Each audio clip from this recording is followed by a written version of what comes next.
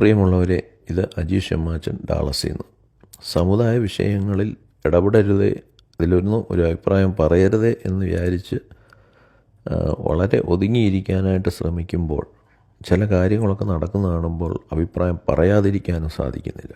കഴിഞ്ഞ ദിവസം എൻ്റെ സുഹൃത്ത് എന്നോട് പറയുകയുണ്ടായി, ഇവിടെ സോഷ്യൽ മീഡിയയിലൂടെ ഈ വരുന്ന ജനുവരി 18 നടക്കുന്നതായ ചിങ്ങവനത്ത് നടക്കുന്നതായ ജ്ഞാനായ ദിനം സമുദായ വലിയ സമ്മേളനത്തിൽ സഹായമെത്രാച്ചന്മാരെ പങ്കെടുപ്പിക്കണമെന്ന് പറഞ്ഞുകൊണ്ട് വേണോ വേണ്ടയോ എന്നുള്ളതായ ഒരു പോളിംഗ് നടക്കുന്നു.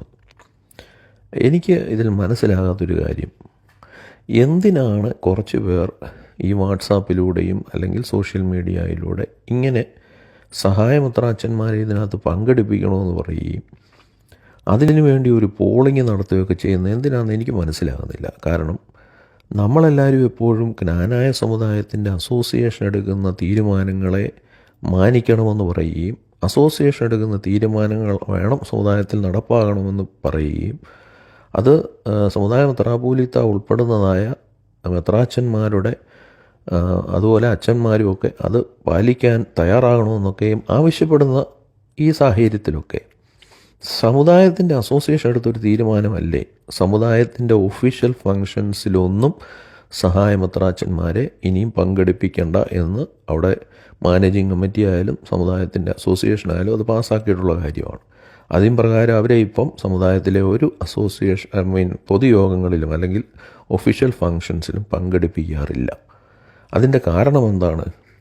സഹായമെത്രാച്ചന്മാർ ആ കാലങ്ങളിൽ ഏത് പൊതുപരിപാടികളിൽ വന്നാലും അവിടെ സ്റ്റേജിൽ നിന്നുകൊണ്ട് സമുദായ മെത്രാപ്പോലീത്തായെ കളിയാക്കുന്ന രീതിയിൽ പ്രസംഗിക്കുകയും അല്ലെങ്കിൽ പ്രസംഗത്തിൽ അദ്ദേഹത്തെ ഇൻഡയറക്റ്റ്ലി കുത്തുകയൊക്കെ ചെയ്തിട്ട് പ്രസംഗം കഴിയുമ്പോൾ ഇറങ്ങിപ്പോകുന്നു എന്നുള്ള ആ ഒരു കാര്യം കൊണ്ടാണ് അന്ന് അങ്ങനെ ഒരു കാര്യം പാസ്സാക്കിയത്.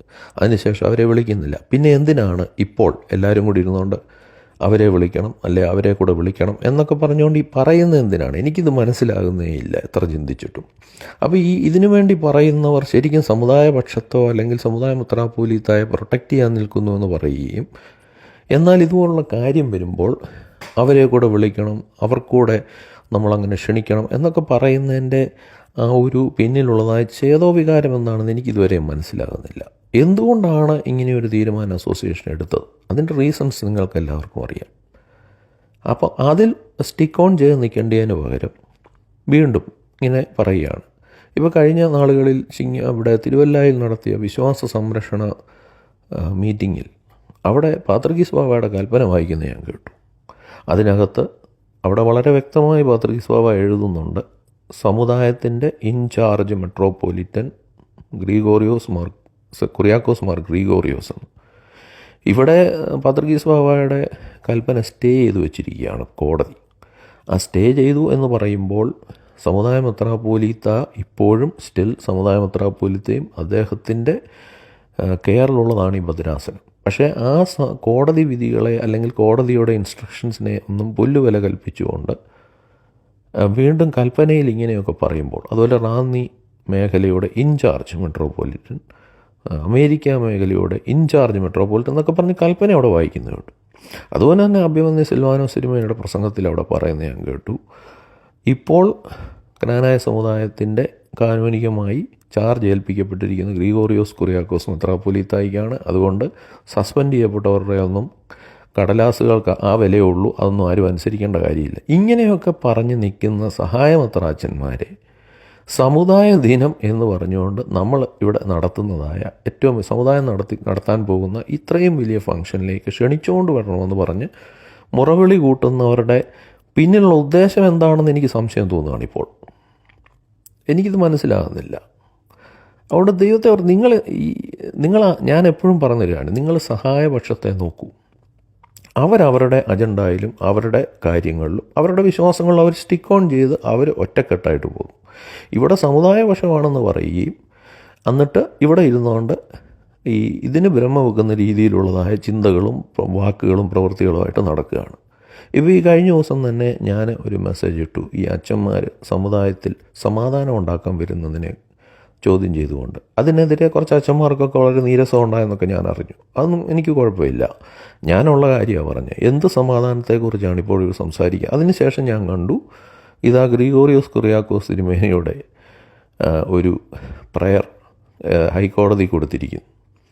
കേസ് മാറ്റി വെക്കണമെന്ന് പറഞ്ഞു. അതിനകത്ത് ഈ കാര്യമാണ് പറഞ്ഞിരിക്കുന്നത്. അച്ഛന്മാരുടെ നേതൃത്വത്തിൽ ഇവിടെ സമാധാന ശ്രമം നടക്കുകയാണ്, അതുകൊണ്ട് കേസ് മാറ്റി വെക്കണം. എന്നിട്ട് അതിനകത്ത് ഇളയശ്ശേരിൽ അച്ഛൻ കൊടുത്ത ലെറ്ററും എല്ലാം വെച്ചിട്ടുണ്ട്. അപ്പോൾ അതായിരുന്നോ ഈ സമാധാന ശ്രമം എന്ന് പറഞ്ഞതിൻ്റെ വന്നതിൻ്റെ ഉദ്ദേശമെന്ന് ആരെങ്കിലും സംശയിച്ചാൽ അവരെ നമുക്ക് കുറ്റപ്പെടുത്താൻ പറ്റുമോ? എന്നിട്ട് ഈ അച്ഛന്മാരെല്ലാം കൂടെ സമാധാന ശ്രമത്തിന് പോയിട്ട് എന്തായി അതിൻ്റെ റിസൾട്ട് എന്നറിയാനും എനിക്ക് ആഗ്രഹമുണ്ട്. ഇതൊന്നും ആരെയും വേദനിപ്പിക്കാൻ വേണ്ടി പറയുന്നതല്ല. ഒരു ജ്ഞാനായ സമുദായത്തിൻ്റെ അംഗമെന്ന നിലയിൽ എനിക്കുള്ള ചോദ്യങ്ങളാണിതൊക്കെ. നിങ്ങളെല്ലാവരും കൂടെ സമാധാനം അച്ഛന്മാരുണ്ടാക്കാൻ പോയി. 10 അച്ഛന്മാർ പാത്രിക്കീസ് ബാവയോട് നിൽക്കുന്ന ഫോട്ടോയും ഞാൻ കണ്ടു. നല്ല കാര്യം. എന്നിട്ട് എന്ത് സമാധാനമാണ് ഉണ്ടായതെന്ന് ഈ അച്ഛന്മാർ പറയാൻ ബാധ്യസ്ഥരാണ് ജനങ്ങളോട്. കാരണം കൊളവടെ അച്ഛൻ അവിടെ നിന്ന് പ്രസംഗിക്കുന്ന ഞാൻ കേട്ട വനിതാ സമാജത്തിൻ്റെ അന്ന്, നിങ്ങൾ ഞങ്ങൾക്ക് വേണ്ടി പ്രാർത്ഥിക്കണം. ഞങ്ങളെല്ലാം പ്രാർത്ഥിച്ചച്ചാ. എന്നിട്ട് എന്താണ് ഇതിനകത്തുണ്ടായത്? നിങ്ങൾ സമാധാനത്തിന് വേണ്ടി 2 കൂട്ടരുടെ അടുത്ത് പോയോ, ചർച്ചകൾ നടന്നോ?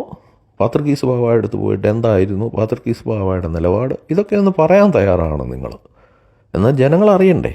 അല്ലാതെ ഇതൊന്നും രഹസ്യമായിട്ട് നടത്തേണ്ട കാര്യമില്ല. ജ്ഞാനായ സമുദായത്തിലെ ജനങ്ങൾക്ക് ഇതെല്ലാം സുതാര്യമായിട്ട് അറിയാനുള്ള ആഗ്രഹമുണ്ട്. അതുകൊണ്ട് എനിക്കൊരു കാര്യമേ പറയാനുള്ളൂ. ഈ വെറുതെ നമ്മുടെ ഇടയിൽ കൺഫ്യൂഷൻ ഉണ്ടാക്കാൻ വേണ്ടി കുറച്ച് പേര് ഇങ്ങനെ ഓരോ പരിപാടികളുമായിട്ട് ഇറങ്ങരുതേ, ദേവിയേത് ഇറങ്ങരുതേ. നിങ്ങളെല്ലാവരും ഒന്ന് സമാധാനത്തോടെ ഇരിക്കുക.